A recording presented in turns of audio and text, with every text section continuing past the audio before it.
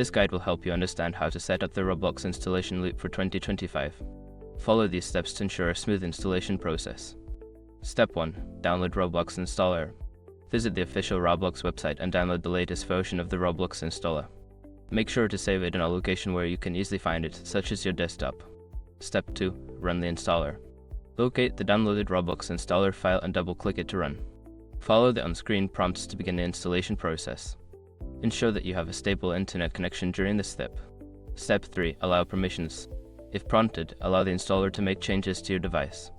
This may require administrative permissions, so be prepared to enter your password if necessary.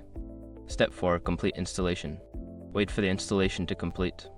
This may take a few minutes depending on your internet speed. Once finished, the installer will automatically close and you should see a Roblox icon on your desktop. Step 5. Launch Roblox. Double-click the Roblox icon on your desktop to launch the application.